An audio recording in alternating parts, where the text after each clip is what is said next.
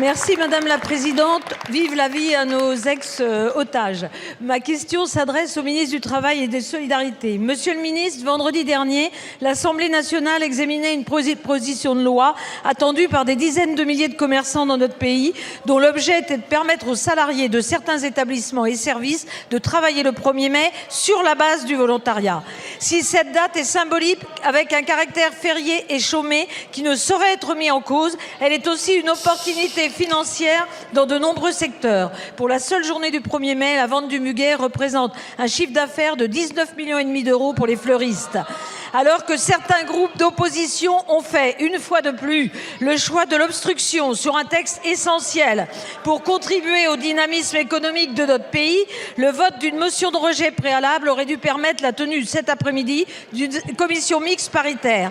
Le gouvernement, sous la pression syndicale, a fait le choix de ne pas la convoquer. Je déplore cette décision, car si le dialogue social, qui était possible depuis un an, doit être pris en compte, il me semble que le respect des votes de notre Assemblée l'est tout autant dans une démocratie parlementaire.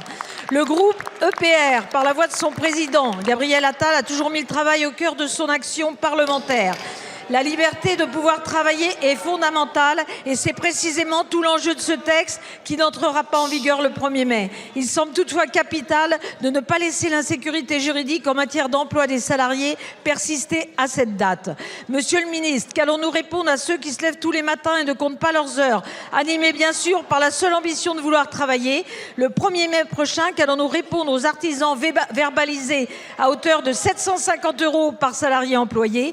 C'est la raison pour laquelle je vous demande de préciser les mesures que le gouvernement a l'intention de prendre sur ce sujet et si des instructions seront données afin de ne pas pénaliser injustement nos artisans. Je vous... Farandou, ministre du Travail et des Solidarités. Bon, Madame la Présidente, Mesdames et Messieurs les députés, Madame la députée Dubré-Chirat, les inquiétudes exprimées par les organisations syndicales à l'approche de cette échéance sont légitimes, tout comme, vous l'avez souligné, les demandes visant à sécuriser la situation des salariés, des artisans, notamment fleuristes et boulangers. Vous connaissez la position du gouvernement, j'ai pu la rappeler d'ailleurs ce matin à l'occasion d'une réunion de groupe à laquelle vous m'avez invité et j'ai pu participer. J'ai parfaitement conscience de la signification particulière du 1er mai, de son statut spécial dans le Code du travail, mais aussi de la nécessité de sécuriser juridiquement l'activité de nos fleuristes et de nos boulangers. Personne ici n'a voulu remettre en cause le caractère chômé, férié, rémunéré pour l'immense majorité des salariés du 1er mai, ni encore moins voler le 1er mai aux Français. Notre objectif est clair et constant, apporter une réponse durable à cette problématique. C'est la raison pour laquelle la méthode que nous employons à mettre en œuvre avec le Premier ministre depuis vendredi l'est tout autant. Privilégier un dialogue social de construction pour trouver les solutions, ce dialogue social ancré au plus près des réalités du terrain. J'ai réuni hier les organisations syndicales. Je rencontrerai tout à l'heure les organisations patronales, professionnelles et demain les fédérations professionnelles, notamment les fleuristes et les boulangers artisanaux. Les services du ministère seront informés des évolutions à venir ainsi que des orientations qui seront retenues dans les accords de branche qui seront travaillés dans les branches concernées et à partir du moment où ces accords de branche seront finalisés, nous les inscrirons dans une loi et tout ça sera fait en 2026 qui réglera la question pour le 1er mai 27. Nous ferons en 26 ce qui est nécessaire pour 27. Il est certain que la question du 1er 26 se pose et vous l'avez rappelé. Le gouvernement mettra en œuvre l'ensemble des leviers à sa disposition pour garantir la sécurité et la sérénité du travail des commerces de proximité. Nous en appellerons à l'intelligence collective de toutes les parties prenantes. Le 1er mai 2026 sera férié, chômé et payé. Grâce à la mobilisation populaire, nous avons déjoué la manœuvre conjointe de la Macronie et du RN qui voulait revenir sur 80 ans de conquête sociale. La lutte paye, le groupe EPR chouigne, le ministre rame et nous on respire. La lutte paye. C'est la victoire de ces millions de travailleuses et travailleurs que vous vouliez envoyer au boulot dans 2 semaines, contraints par leurs employeurs. C'est la victoire des artisans que vous vouliez liquider en les mettant en concurrence avec les grandes enseignes le 1er mai. C'est la victoire des démocrates, horrifiés par vos manœuvres sournoises pour contourner l'Assemblée nationale. Désormais, nous vous demandons une circulaire au parquet pour que soit donnée suite à tous les procès-verbaux de l'inspection du travail. Arrêtez de huer l'inspection du travail, respectez les fonctionnaires, vous là-bas. Car vos contrôles ont toujours la même cible, les travailleuses et les travailleurs. Alors que dans notre pays, le travail est dur, qu'il blesse, qu'il tue, que 45% des salariés ont des problèmes psychologiques liés à leur travail, eh bien, vous voulez les forcer à bosser une journée de plus. Ce qui rend malade, c'est votre politique, c'est la fin des CHSCT, c'est la liquidation de la médecine du travail, c'est l'abandon des malades de Covid long. Et voilà que vous annoncez, monsieur le ministre du Travail, 750 000 contrôles sur les salariés malades pour les envoyer de force au boulot. Voilà pourquoi nous ne parlons jamais d'acquis sociaux, mais bien de conquis sociaux. Car la bourgeoisie là-bas ne désarme jamais.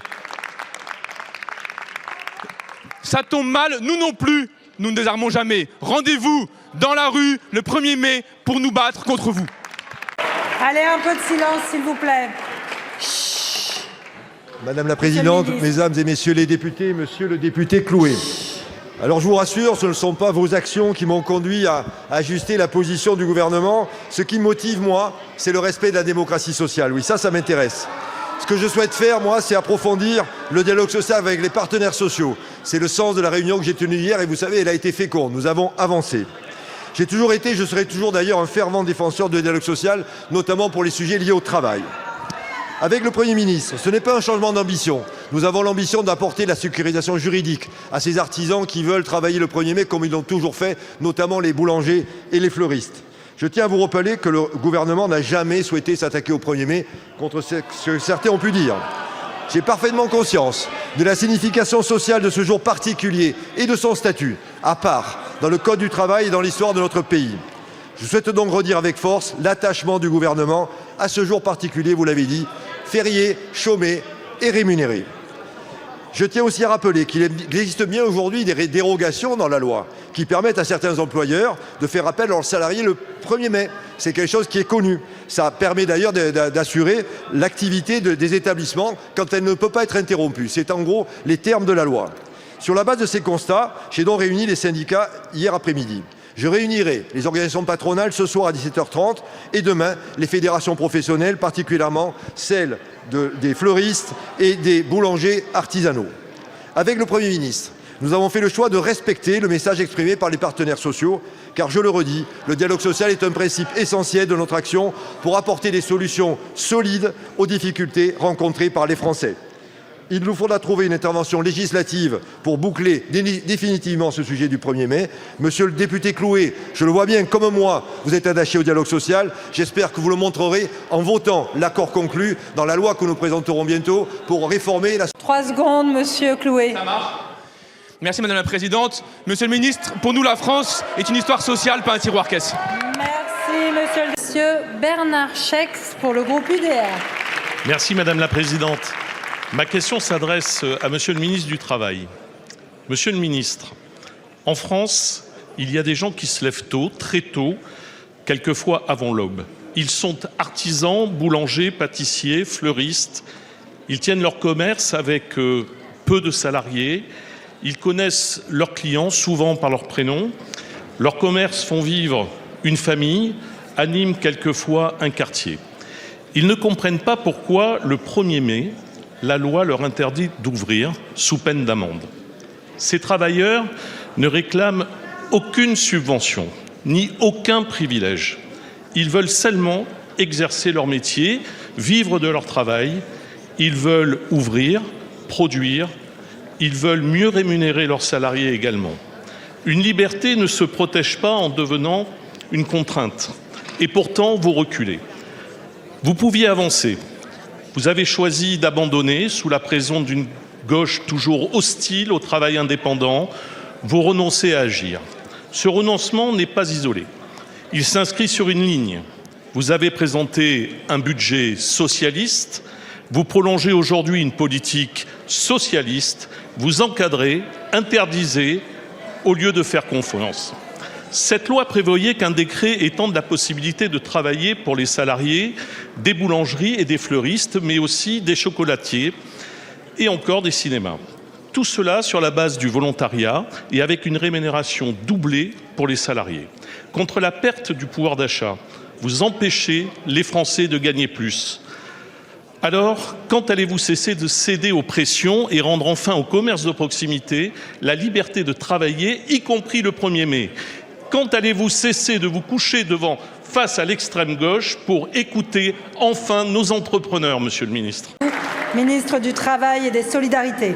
Madame la Présidente, Mesdames et Messieurs les députés, Monsieur le député, que ce soit clair, la loi telle qu'elle est aujourd'hui demande à être amendée.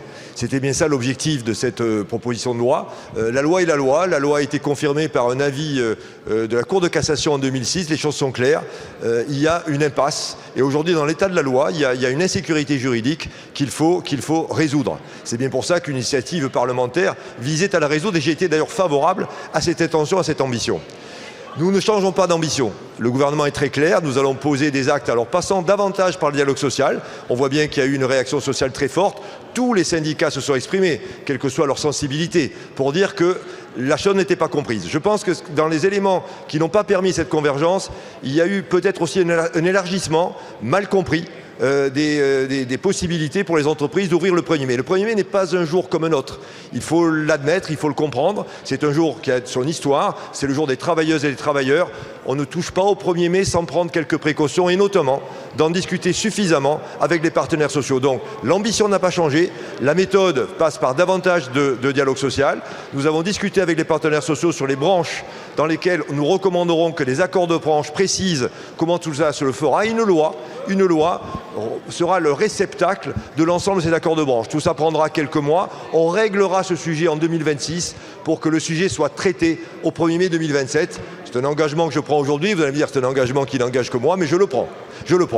Voilà, donc la valeur travail, elle est chère pour moi aussi. Je suis tout à fait conscient que pour redresser ce pays, il faut travailler davantage. Les jeunes, les seniors, les hommes, les femmes, les travailleurs en situation de handicap, tout le monde doit travailler. Je partage cette valeur travail. Nous avons d'ailleurs quelques lois qui se préparent. Nous allons peut-être inciter davantage au travail. Donc là-dessus, nous partageons cette valeur travail. Mais je crois qu'à un moment donné, devant la sensibilité du sujet du 1er mai, il faut aussi savoir passer par un dialogue social suffisant